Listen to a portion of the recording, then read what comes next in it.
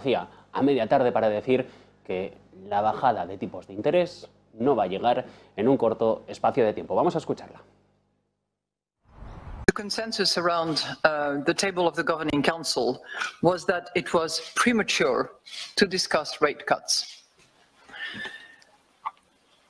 And in addition to that, I typically stand by my comments. So the comments I made to your television channel, Bloomberg, I certainly stand by them. I'm not sure that I would exactly characterize them as you have, but I stand by what I have said, not what others have commented that I... Prematuro es empezar a hablar de bajar los tipos de interés. Sobre estas palabras empezamos el análisis de la semana en esta mesa de tertulia de viernes noche que tenemos el placer de invitar a Gustavo Martínez, asesor financiero, profesor de finanzas en la Francisco Marroquín. ¿Qué tal, Gustavo? Muy buenas. Muy bien, encantado de estar de nuevo con vosotros. José Basagoiti, CEO de Trading Pro, muy buenas. ¿Cómo estamos? Un placer. Y de manera telemática nos llega señal con Rodrigo Oria, director de inversiones en Shebit Espinoza. ¿Qué tal, Rodrigo? Muy buenas. Buenas noches a todos. Muchas gracias. Vamos a empezar por estas palabras de Christine Lagarde. Dijo de manera intensa, porque se le preguntó también, estábamos en esa rueda de prensa y le dijeron ¿qué significa prematuro? Empezar a decir que es todavía pronto para bajar los tipos de interés.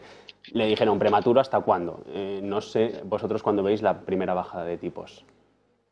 Bueno, yo, si me permites, José, Rodrigo, bueno, yo creo que si somos un poco inteligentes y queremos profundizar en las palabras de Lagarde, lo que está diciendo Lagarde no es que sea demasiado prematuro, lo que está diciendo Lagarde es que vamos a ver qué hace la Reserva Federal, ¿no? O sea, esto es un tren de cola. Primero, la locomotora es el mercado, segundo es la Reserva Federal y tercero es el Banco Central Europeo. Primero le dice el mercado a la Reserva Federal lo que tiene que hacer, a continuación la Reserva Federal le dice a los demás banqueros centrales lo que tienen que hacer.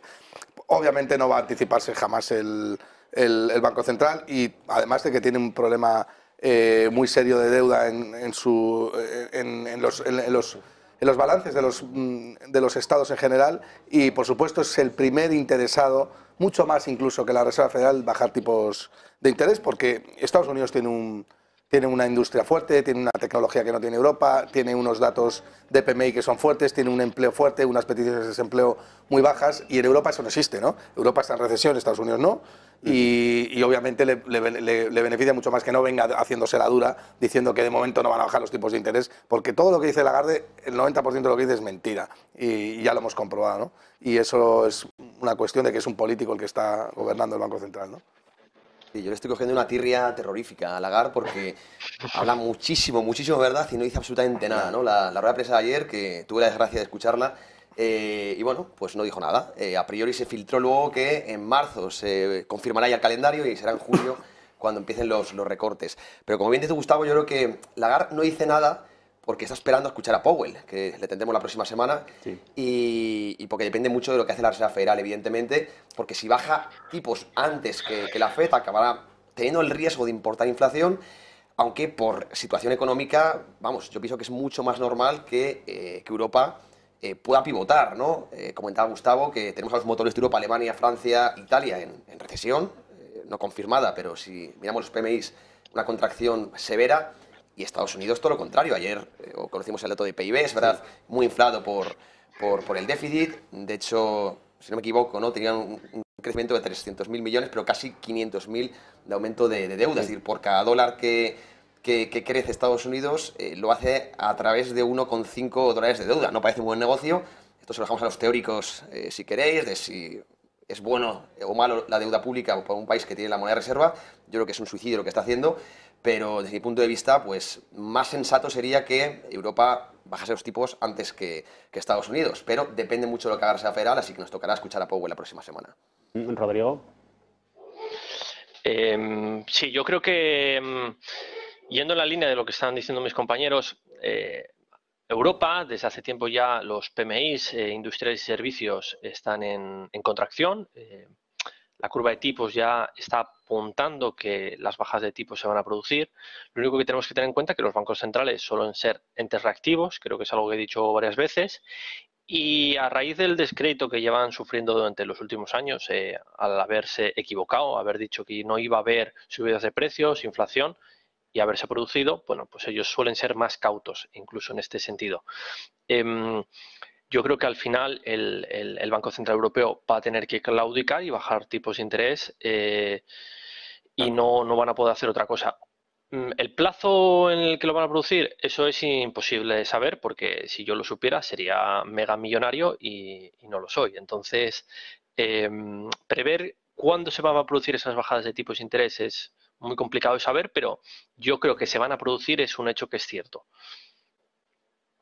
Bueno, me quedo con tus palabras también, José, porque lo que comentabas de que posteriormente se filtró que Christine Lagarde esperaría a marzo, ella lo que dijo es que en marzo publican las nuevas previsiones económicas y que este 2024 va a ser uno de avalancha de datos. Pero no sé si los datos van a justificar que empiecen a bajar los tipos, precisamente. Yo creo que sí, ¿no? O sea, de hecho los justifican en Europa, no en Estados Unidos. En teoría, dice la ortodoxia económica que ante ciclos recesivos como el que está en Europa hay que estimularlo. Desde el lado fiscal sería con políticas expansivas, con más gasto. Es discutible, ¿verdad? Pero desde el lado monetario, pues con bajada de tipos y desde el 2008 también con la política no convencional. Veremos si volvemos a los QEs o por lo menos a dejar el QT, pero vamos, yo creo que sí es justificable. Otra cosa es que finalmente lo vaya de cabo porque, insisto, depende mucho de la tasa FEAL para no importar inflación. No olvidemos que tenemos un shock de oferta ahora mismo también por Oriente Medio y yo veo sensato esperar a los próximos datos antes de tomar decisiones. Claro, porque eso también afectaría, si nosotros empezamos a bajar los tipos y Estados Unidos los mantiene porque los datos lo pueden justificar, eso nos afectaría a la economía. El euro, por ejemplo, sería mucho más débil con respecto del dólar. No, claro, el euro se depreciaría por el efecto Claro. carry trade, que no es otra cosa que atraer, importar dólares y vender euros porque el tipo de interés que paga una divisa es mucho mayor que el otro. Pero bueno, lo fundamental aquí no es si preguntarse si Europa baja los tipos de interés o no. Europa va a bajar los tipos de interés y Europa está deseando bajar los tipos de interés. Es que la economía europea y la eurozona no aguanta en unos tipos de interés al 4,5%, es imposible. ¿Por qué? Porque además tenemos un mercado completamente muy regulado, poco liberalizado, donde el socialismo imperia a sus anchas en todos los países de Europa y eso no se puede financiar con otra cosa que no sea inflación. Y es que es así. O sea, lo que pasa es que Estados Unidos tiene la capacidad para, además de generar esa inflación, esa deuda, pues es capaz de exportarla, ¿no? Y eso camufla bastante. ¿Por qué? Porque hay una demanda mundial de dólares que es bastante considerable y el 80% de la deuda se denomina en dólares, ¿no? Pero Europa no. Y Europa no puede mantenerse, no puede tratar de ser, digamos que coherente con las políticas monetarias porque no puede, porque si tú quieres ser coherente y sensato con las políticas monetarias tienes que cargarte el déficit y la deuda pública, ¿no? Y eso en los países europeos ya vemos que es imposible. Todos los días tenemos noticias en todos los países que son tremendamente socialistas a este respecto. Pues hoy, sin ir más lejos, veía una que decía que había que aumentar el impuesto a las herencias, ¿no? Todo esto, pues al final desemboca en más gasto público, más zombificación de la economía, y eso es un déficit estructural que no vas a corregir si no es con responsabilidad o directamente con inflación. Por tanto, la señora Lagarde miente.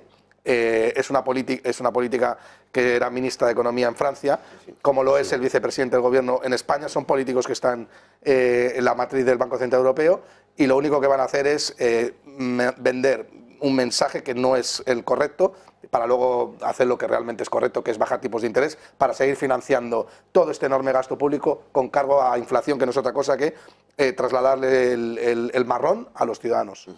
Claro, sí, porque es que a partir de esto que habéis comentado, ha habido una encuesta esta semana sobre el liderazgo de Christine Lagarde al frente del Banco Central Europeo. Y es que de todos los trabajadores del organismo, solo un 38% la aprueba. Todos dicen que se está equivocando con las políticas monetarias que está poniendo sobre la mesa. Entonces es que tampoco confía el propio organismo, que a ella se le preguntó ayer y echó balones fuera. Pero es que nadie confía y esto de políticos dirigiendo un banco central, cada vez menos independencia de los supervisores, queda latente con estos datos. Pero yo, perdóname, solo quiero hacer un apunte. No se está equivocando con las políticas monetarias. Lagarde está haciendo las políticas monetarias que debe, que no es otra cosa que favorecer la máxima inflación posible para poder pagar la deuda de los estados, porque si no los estados entrarían en una quiebra técnica y el Banco Central Europeo lo que tiene que hacer, porque el Banco Central Europeo no es independiente y su objetivo no es la estabilidad de precios, eso es una falsedad. El objetivo del Banco Central Europeo es financiar el socialismo que tienen los estados metastasizados por todo el continente, y la única manera que tienes de hacer eso es comprar la deuda, interviniendo el riesgo para generar inflación y que los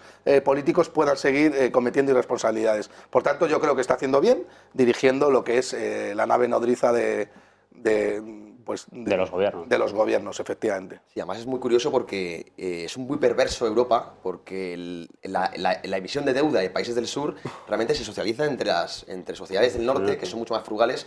Entonces, desde mi punto de vista, se está mutualizando un poco los despilfarros, la indisciplina, y lo paga quien no lo tiene que pagar, ¿no? Y eso se aprovechan. Italia, Francia, Portugal se han llevado aprovechando esto mucho tiempo, sabiendo que de ello depende la sostenibilidad del euro, ¿no? Es un sistema muy perverso, y yo siempre digo que no ahorro en euros, digamos, a largo plazo, porque lo veo muy insostenible, un sistema muy insostenible, a no ser que poco a poco vayamos haciendo una unión fiscal, que espero que no llegue. Rodrigo, ¿qué opinas de esto? El sistema es perverso aquí en Europa.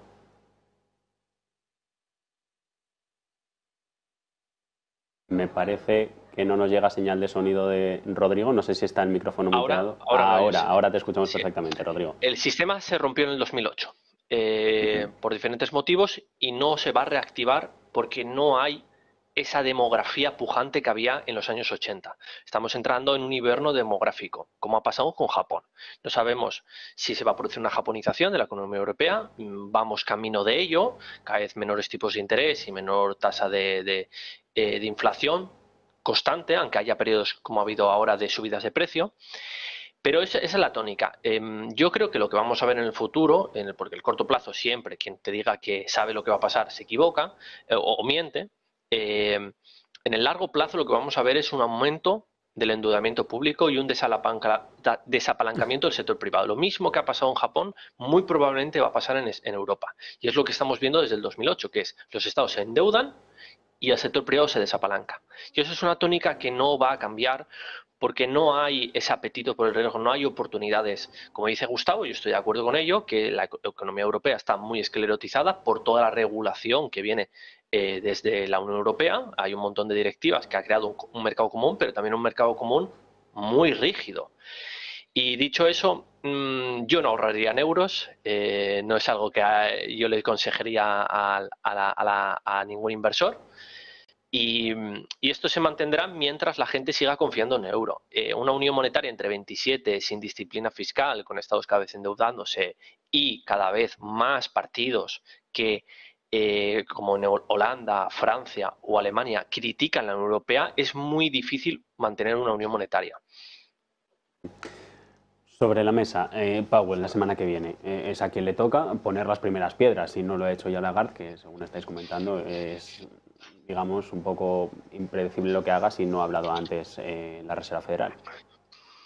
Pues fíjate, simplemente quería hacer un matiz, y es que lo importante que dice Rodrigo, ¿no? Que esa deuda y esa escleritización, o sea, que el desapalancamiento de las familias y del sector privado, como consecuencia de mayor endeudamiento del sector público, lo que produce también es que el sector privado tenga menos ventaja competitiva de cara a endeudarse con respecto a la financiación. ¿Por qué? Porque el sector público, como monopsonista de la deuda, entonces acapara los mejores tipos de interés y deja al sector privado el tipo de interés marginal, ¿no? Que es sensiblemente superior. O sea, expulsa del mercado al sector privado a la hora de financiarse, ¿no? Con respecto a lo que dices, bueno, la Reserva Federal está plenamente descontado ya que no va a mover tipos. El foco está puesto ya en marzo, donde ya prácticamente un 50% de un 80% que pensaba que iban a rebajar los tipos de interés, pues ahora hay un 50% que cree que no lo va a hacer, y sobre todo el foco va a estar en la rueda de prensa, ¿no? ¿Por qué? ¿Y por qué el foco va a estar? Porque todo el optimismo está descontado en los índices. Ahora mismo estamos más que cuando teníamos las más altos, roturas de máximos históricos, que cuando teníamos las quantitative easing y cuando teníamos los tipos de interés al 0%.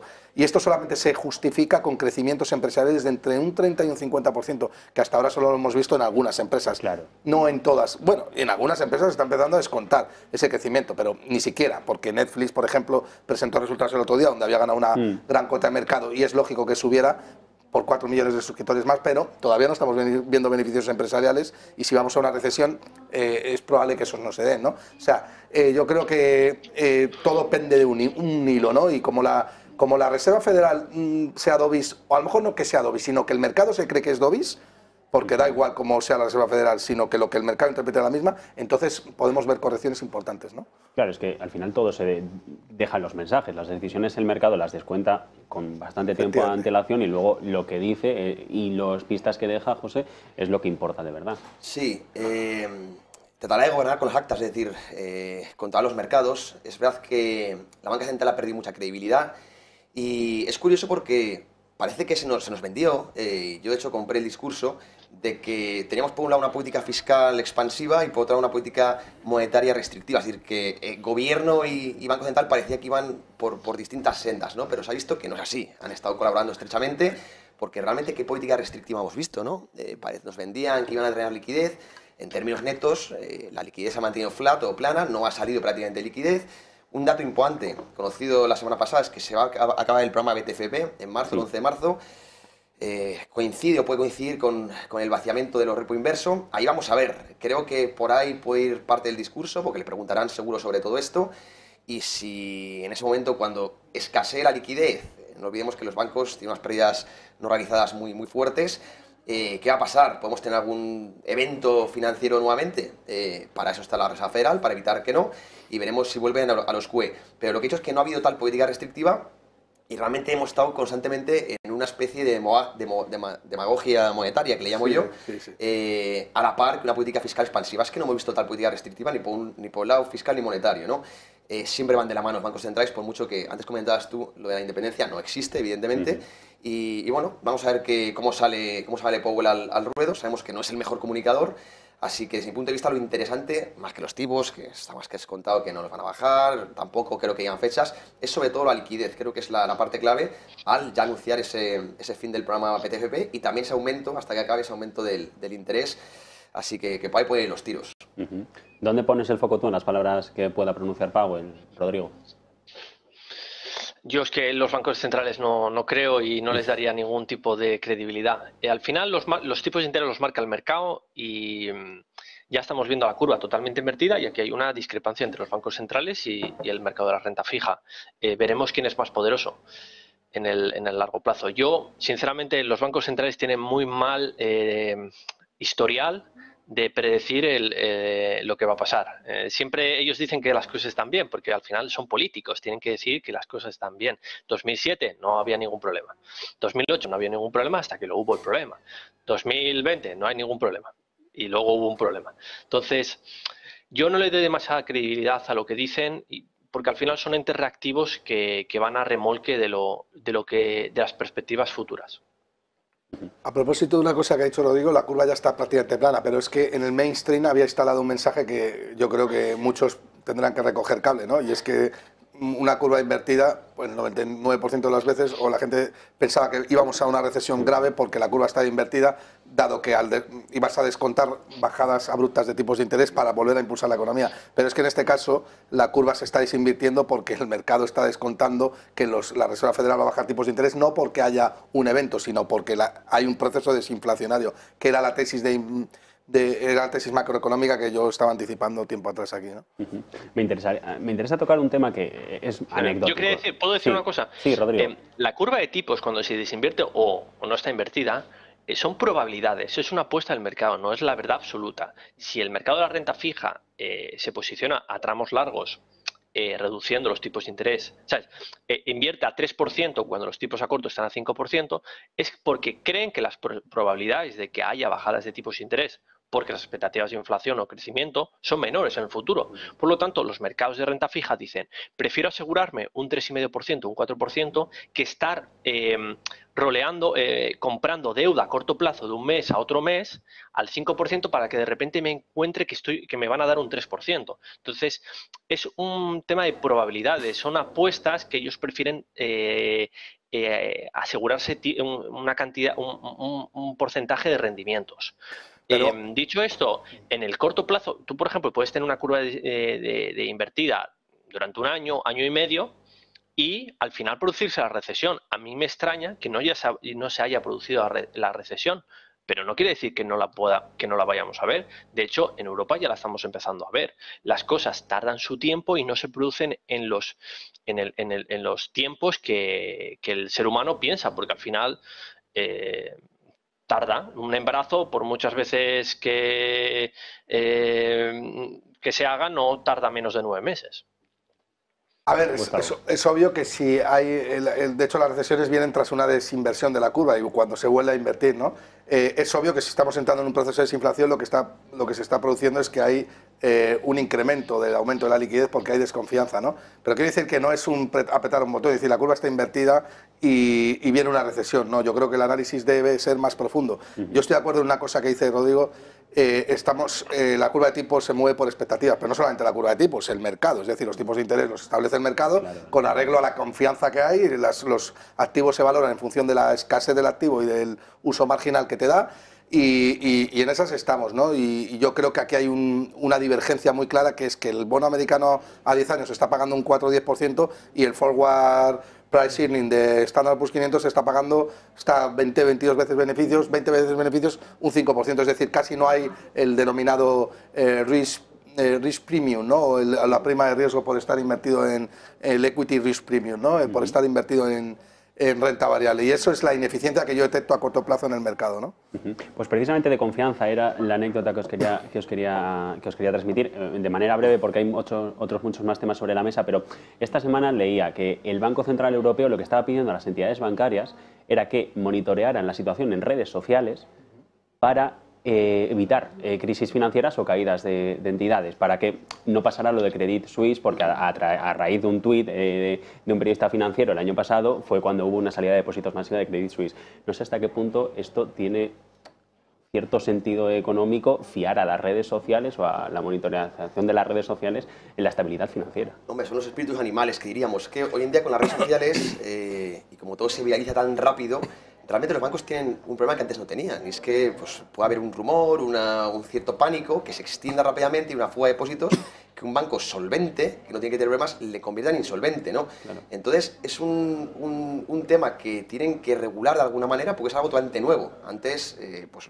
los pánicos estaban muy focalizados, no se extendían tan rápido, entonces ahora puede llegar, pues como dices tú, un comentario de alguien con cierto impacto en los medios que se malinterprete o no. Y eso generar, pues como te digo, pues un pánico financiero injustificado, ¿no? Bueno, ante eso Grifols, el caso Grifols es uno bastante similar. Sí, a raíz de un informe, pero a través de un tuit fue cuando la acción vivió lo que vivió. Muy parecido. De hecho, estuviste tú comentando, analizándolo, que te lo vi en el análisis de Grifols, que mucha gente habla de fraude. No es un fraude, es un análisis financiero de un hedge fund, de una compañía, y aprovechó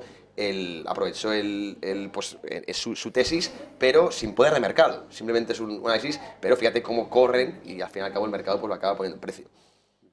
A ver, yo creo que es bueno, es positivo que la información fluya y luego cada uno debe ser lo suficientemente sensato, consciente e inteligente para filtrar esa información. Claro, es que ahí está. Ahora, ¿cómo le afecta a un banco? Pues mira, en Grifols, porque estábamos hablando de Gotham, y Gotham es, por cierto, yo he hablado con ellos alguna vez y son bastante serios, es una casa seria que ya tenía un precedente y había destapado a Gowex, pero si lo lanza, yo qué sé, pues no sé, Pepito, financiaciones, pues nadie le hace caso, ¿no? Entonces, esto es importante que pase. Si un banco es solvente, porque claro, en Grifols hay un problema, ¿no? Y es que puede que haya problemas de contabilidad, que el auditor no haya tenido en cuenta cómo puedes contabilizar esto aquí cuando no debería ser, o esta call no te da derecho a ti a consolidar todo en el balance. Vale, pero eso es una cosa que está ahí. Y entonces, ¿cuándo empieza a caer? Cuando el mercado lee el informe y se da cuenta de que, primero, hay una casa de análisis con un prestigio muy grande que está jugándose su reputación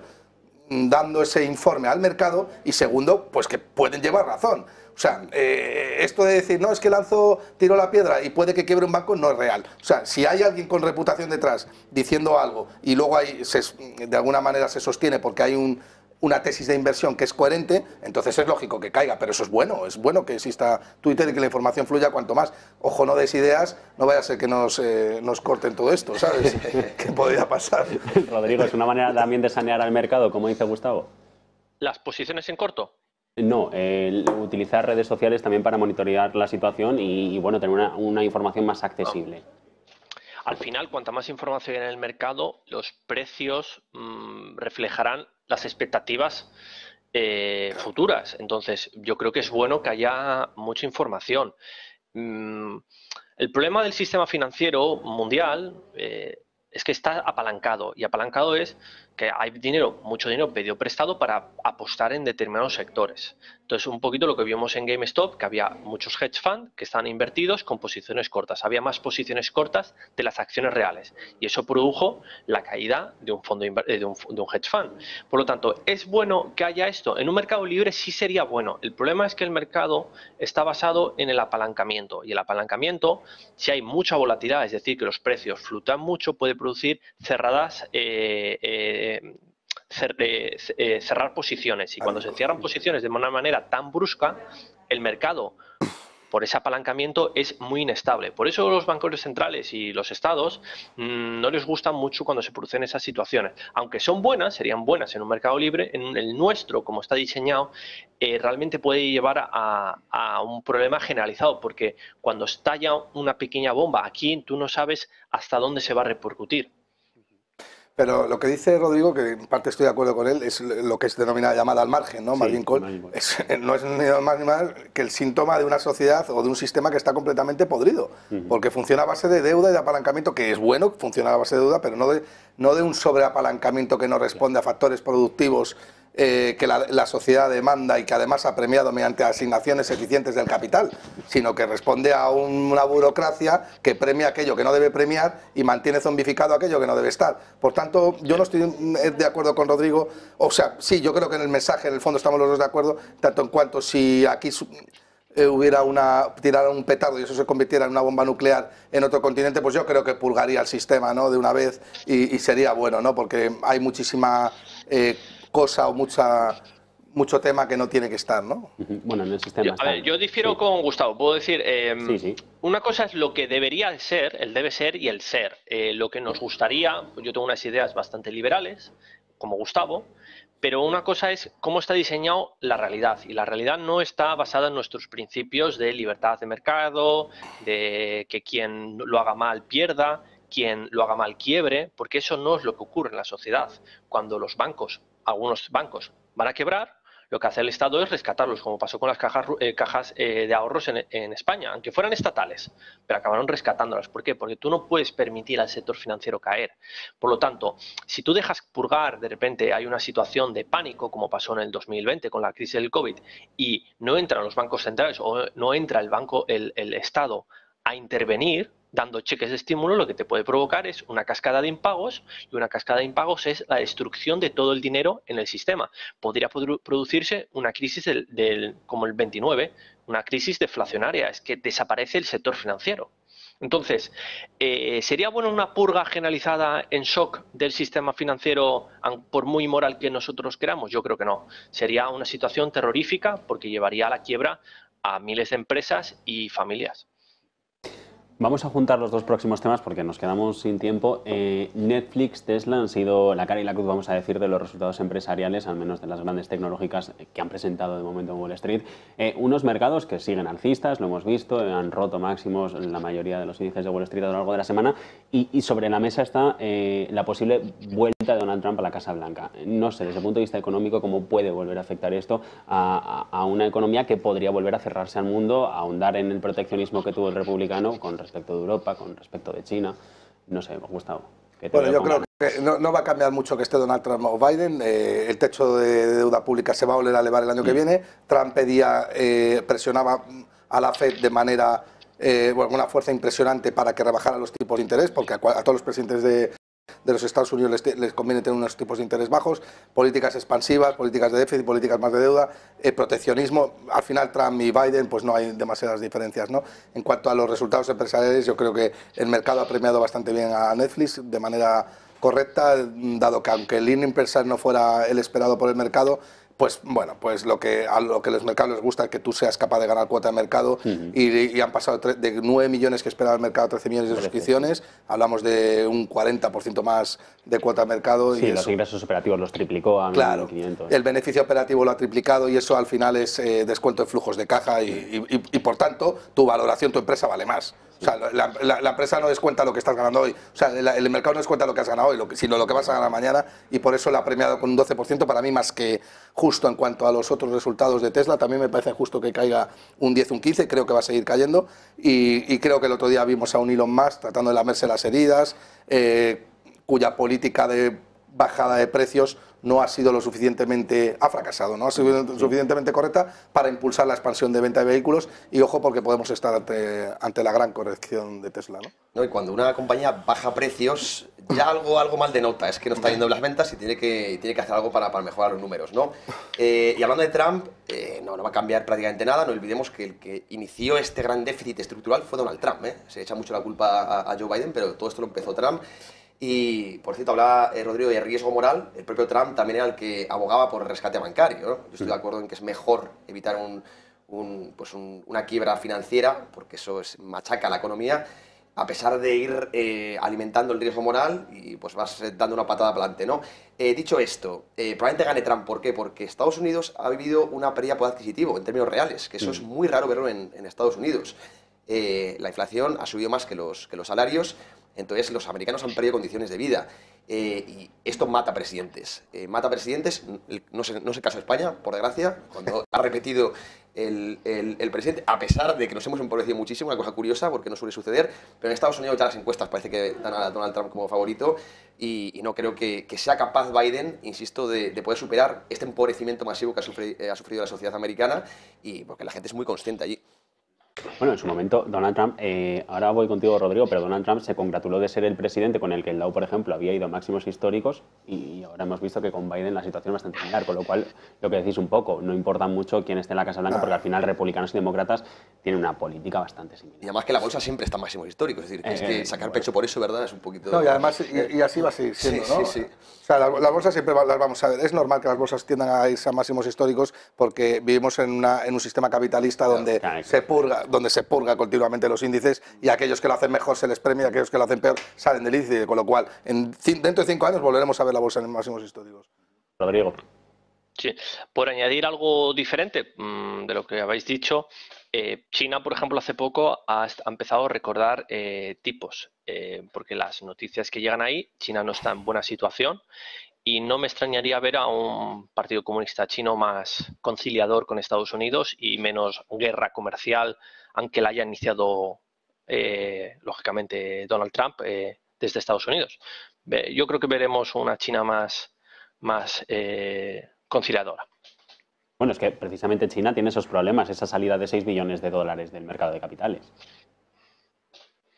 Totalmente, porque la bolsa china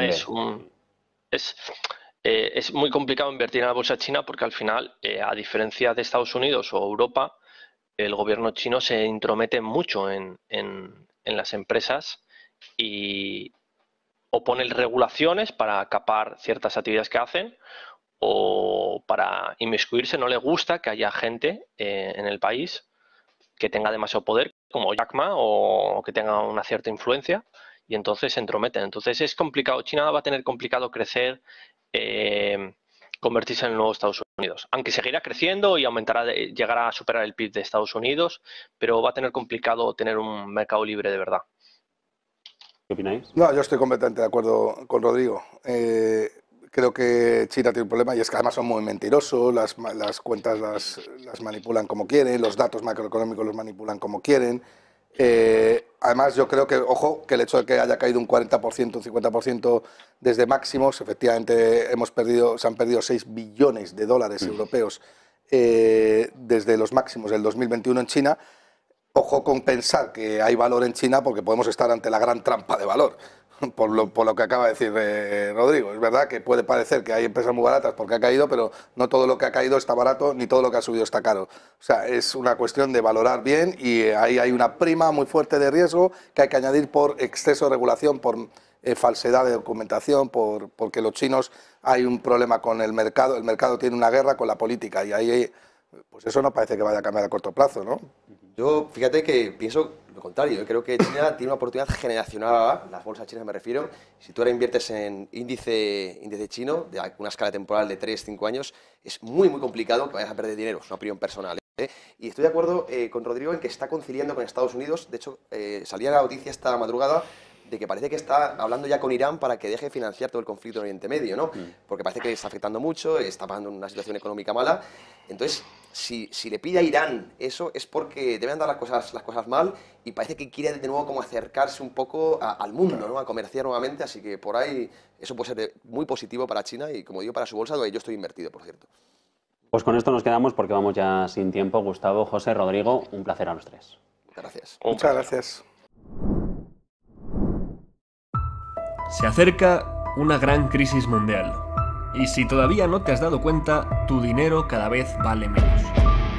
Si este tema te preocupa y quieres tener las herramientas para poder sacarle más provecho a tu dinero sin meterte en unos grandes riesgos, si te interesa el trading y la inversión, has llegado al sitio adecuado.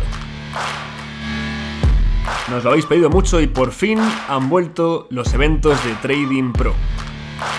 Con expertos en trading, criptomonedas, mercados e inversión. Para expertos y principiantes. Aprende y mejora tu trading.